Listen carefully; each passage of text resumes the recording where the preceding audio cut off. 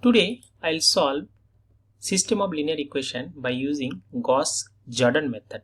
Here three system of linear equation, that is 10x plus y plus z is equal to 12, 2x plus 10y plus z is equal to 13, x plus y plus 5z is equal to 7. So here three equation and three unknowns x, y and z. So we have to solve x, y and z by using Gauss-Jordan method.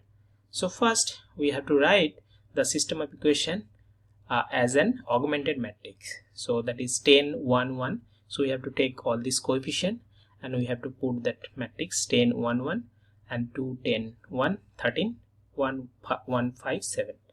So these are the coefficient matrix and these are the constant matrix. Now what we have to do, we have to make that the identity matrix. Automatically after doing the operation, this will change, means constant matrix will change, and that will give the unknown values, and that will be the solution.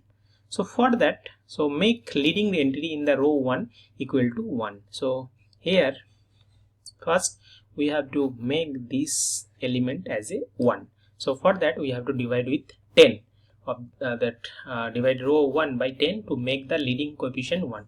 So that row, this one, so 1, 1 by 10, 1 by 10, 1, 12 by 10. So that will give 1, 0.1, 0.1 and 1.2.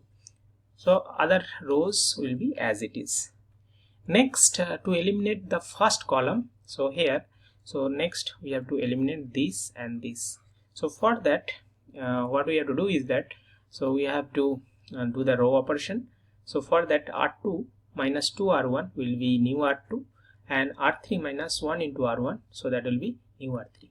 So if I do that, we'll get that 1, 0.1, 0.1, 1.2, that will be as it is. And if we do the operation, we'll get 0, 9.8, 0.8, 10.6, and then 0, 0.9, 4.9, 5.8. So now the first column is reduced to have leading 1 and 0 below it. So this is 1 and these are the 0. Now this element we have to make 1.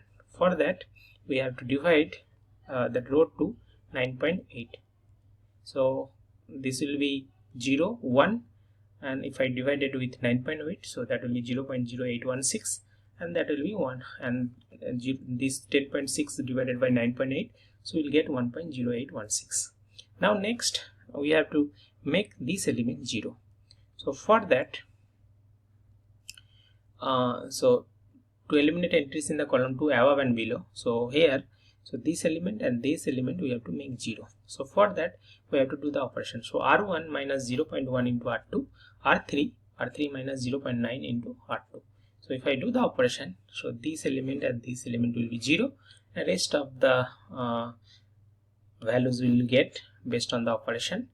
And similarly, so now we have to make this element 1. So that will be the pivot element, so that element we have to make 1. So we have to divide all this third row with 4.8266.